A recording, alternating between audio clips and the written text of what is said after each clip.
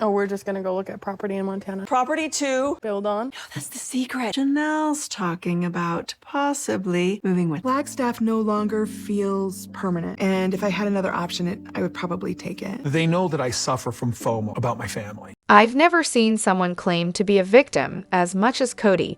It's like he thinks we haven't witnessed his terrible behavior all along. These wives divorced you, Kody. They're no longer responsible for your so-called fear of missing out.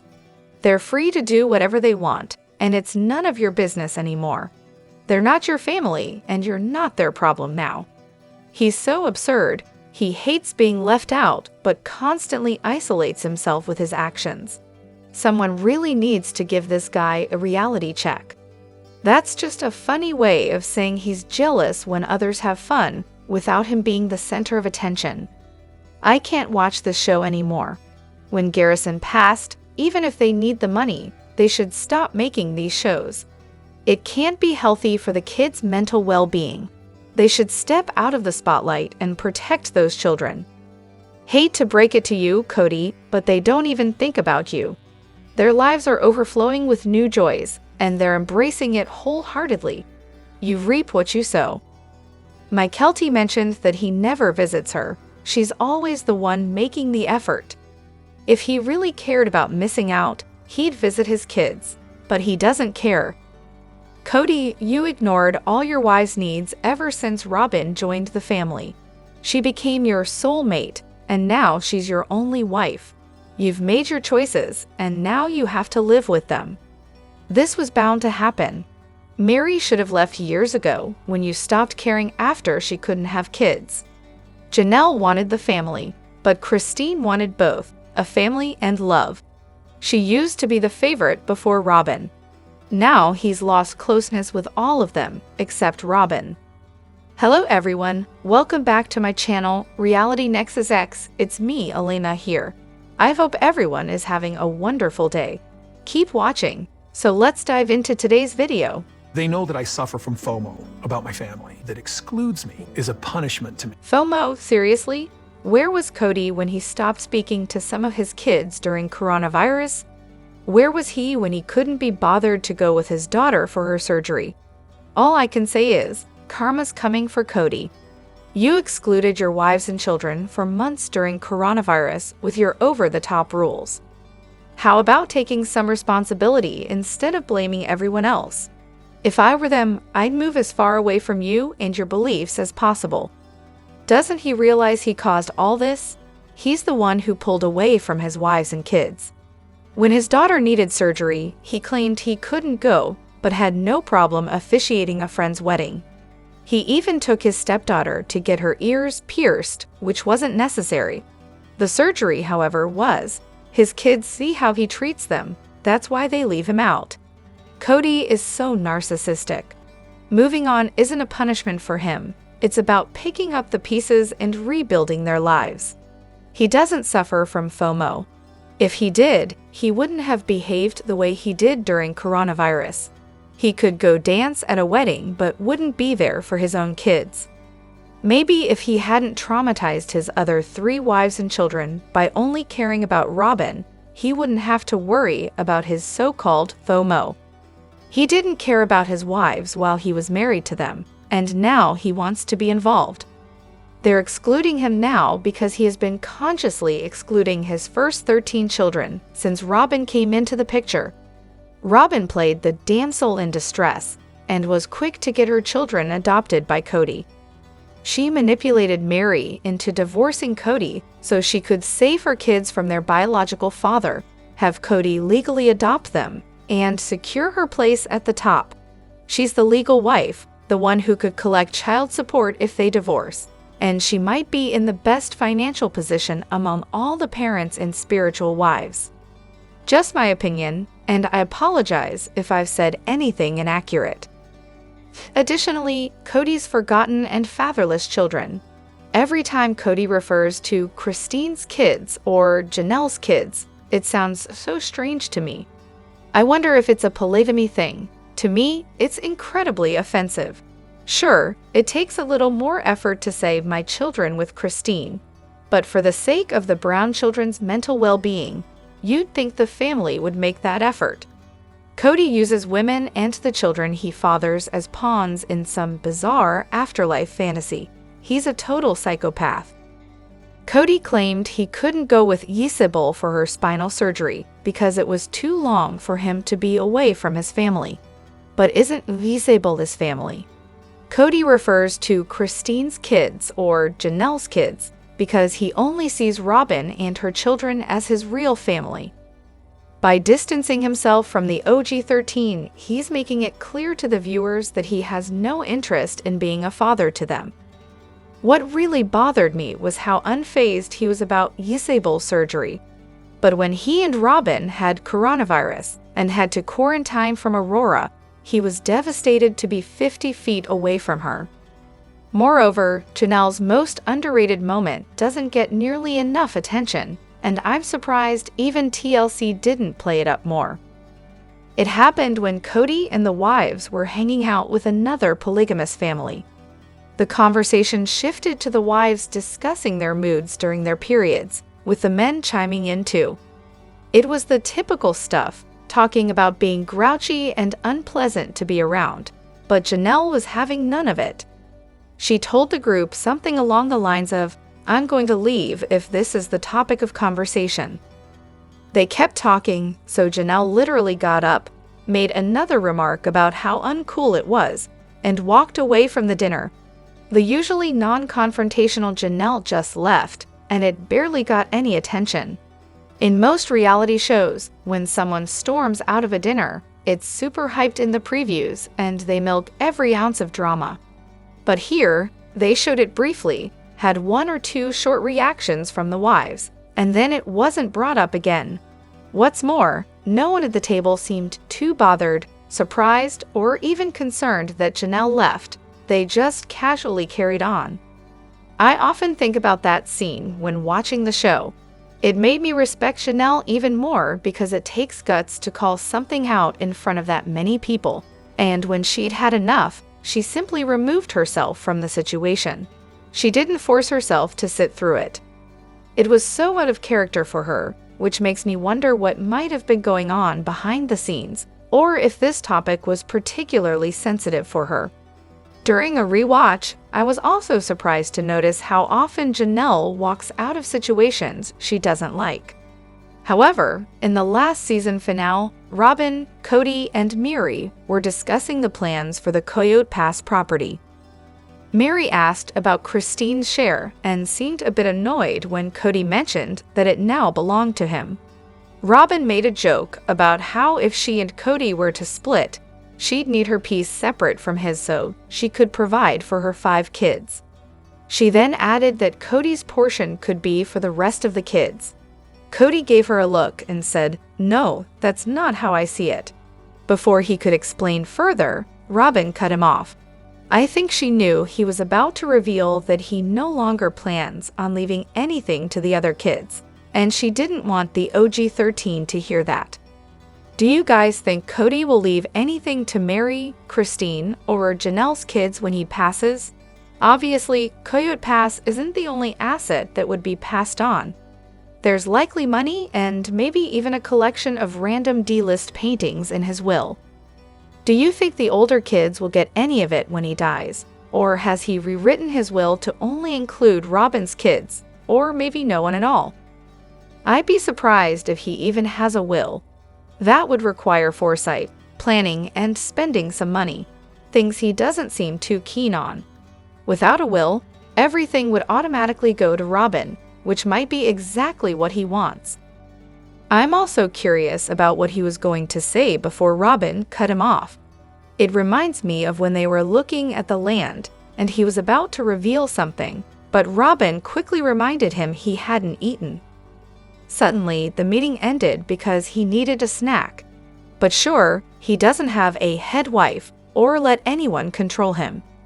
Additionally, why does no one ever talk about Janelle being married to Meri's brother?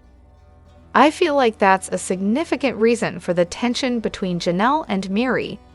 Janelle even tried to get married to Kody on Meri's birthday, which seems like it could have been a way to get married quickly, possibly out of respect for Adam rather than trying to downplay it. It's surprising that this dynamic wasn't discussed more openly, especially considering how Kody was courting an underage girl shortly after marrying Meri. If the show had been more candid about the tension between Janelle and Meri due to their past connection, it might have helped viewers understand their conflicts better and would have likely humanized Meri more. Those arguments over things like where to put the oranges were probably about more than just oranges. I also don't think Meri's brother wanted to be involved with the show in any significant way, which might be why it was glossed over. The scrutiny and digging that would have followed could have been intense. He appeared on a few episodes, and the family seemed fine with him. According to Janelle, the divorce was amicable, and their marriage only lasted about 6 months. Janelle and Kody didn't marry for another 3 years. It doesn't seem like Meri had any lingering ill will toward Janelle after the divorce. Meri has mentioned that her struggles with infertility led her to take out her frustrations on her sister wives. Christine has also said that Meri was difficult to live with. The quick pregnancies of the other wives likely exacerbated the issues more than anything else. Moreover, one of the few reasons I'm glad the show isn't skipping ahead is that I'm excited to see Meri really start to stand up for herself and potentially leave. I'm also hoping we get to see more of Leon with their mom, though I assume they might be stepping out of filming, which is completely understandable. Meri's energy with her friends is really enjoyable and brings some fun, lighthearted moments to the show. We've seen Christine blossom and Janelle defend her children against Kody, so a full-on Meri renaissance will be amazing. Despite Meri's past moments, I really hope she finds peace. However, I suspect that Kody and Robyn might have had their real wedding, the religious one, before the show even started. It seems like TLC wanted to keep this hidden to build up the storyline of Robyn being introduced to the family and filming their wedding as part of the show. It makes sense because if Mykelti went to help with the kids, she must have already known Robyn. There's no way Christine would have let her daughter live with someone she didn't know. Robyn was likely already considered part of the rotation from the beginning, which would explain why Kody could spend time with her. Given their financial situation at the time, it's puzzling where Kody stayed and how he managed to see Robyn so frequently. It's hard to believe that Kody and Robyn were kissing on camera when they were so strict about following their religious practices. It's more likely that they had their religious ceremony privately and then extended the engagement for the show. This would explain how Robyn got her time in the rotation. A grown man in his 40s and a grown woman in her 30s who share a religion with fast courtships wouldn't wait unnecessarily. I've never bought into the story that Meri found her. It seems more likely that Meri was assigned as the designated wife to bring Robyn into the family. The original 3 wives looked genuinely unhappy with Robyn's addition, and it was clear they had little choice in the matter. Kody wanted it, and Kody got it. Christine was vocal about not wanting another wife. Janelle was concerned about the financial burden of adding another family member and Robyn's debts, and Meri was left with no real choice, especially after her ring was melted down. Additionally, Robyn had a notably positive relationship with Meri and Mykelti, who have both supported her for a long time. During an interview with John Yates, Peyton mentioned that Mykelti was aware of Robyn's manipulative behavior. He also stated that although he didn't like Robyn, she had rescued them from Meri, whom he described as abusive. According to Peyton, Robyn had been in an abusive relationship herself and recognized that Meri was abusive. It seems that Robyn and Meri's relationship was highly contentious. Robyn knew that Kody was no longer interested in Meri, but kept her around because of her financial contribution. This, according to Peyton, was a form of abuse. Furthermore, Robyn's involvement in conversations between Kody and Meri might also be seen as a sign of control and abuse. However, I'm not sure about the nature of Robyn's past relationships, so I'm not commenting on her understanding of abuse from personal experience. It appears that Robyn might have contributed to portraying Meri as abusive. Meri's relationships with some of Janelle and Christine's children were reportedly strained, though she treated Robyn's children better. Janelle and Christine have a good relationship with Leon, which adds complexity to the situation. Do you think Robyn helped to enhance Meri's image as abusive? From what we know from the show, Peyton and Gwen had a physical altercation, leading Christine to distrust Peyton's presence around Gwen without supervision. Christine also mentioned that other siblings mistreated Mykelti. Kody intentionally brought Mykelti to Robyn's home to help care for Robyn's kids before Kody and Robyn were married. This raises questions about whether Mykelti was a cover for something more than just dating. It seems suspicious. We've seen Meri on the show reprimanding the OG 13 kids for mistreating Robyn's children, instructing them to treat Robyn's kids like their siblings. Meri also told Mykelti to dress more modestly, expressing discomfort with Mykelti showing too much skin. There was a physical altercation between Gabe and Garrison, resulting in one having a bloody nose. Janelle first handled it, followed by Kody. Janelle's sons are known to be rambunctious. The OG 13 kids were known to push boundaries, which is not unusual. There was also conflict between Meri and Maddie over Maddie's work for Meri's MLM. Social media revealed that Meri was upset with Maddie's work ethic, and Maddie accused Meri of verbal mistreatment throughout her life. If Meri was as problematic as Maddie claimed, why did Maddie agree to work with her? Meri is demanding in her business endeavors, but that doesn't necessarily equate to abuse. Initially, Mykelti accused Meri of abuse, later revising it to emotional abuse. Peyton also labeled it as abuse, though he himself has had a physical altercation with Gwen, suggesting unresolved issues between them. However, Gwen gets along with Meri. I'm confused about the role Meri played in raising the OG 13 kids. Christine and Janelle have described themselves as having raised their kids together, implying that Meri's role in parenting all 13 might not have been significant. Did Meri actively parent all 13, or was she primarily involved with her own child, while Janelle and Christine parented the remaining 12? To label someone as abusive, I need more objective information. Moreover, I'm predicting this season will be just as slow as the last one, offering little new information. The producers likely won't push for genuine confrontations or discussions. They'll probably let Kody throw tantrums without challenging him on his behavior or choices. It's puzzling why TLC doesn't require Kody and Robyn to earn their keep. Robyn seems to do the bare minimum, and Kody manages to avoid real questions by throwing tantrums. The individual interviews feel pointless, a reunion where they're isolated in their own bubble, protected by their own narratives, doesn't advance the show or the storylines. They agree to show and share their lives, and while some things, like Garrison's passing, should remain private, the adults' behavior should be addressed and questioned. Please share your thoughts in the comment section below. I'd love to hear whether you agree or disagree. If you enjoyed this video, consider liking, subscribing, and hitting the notification bell for future updates.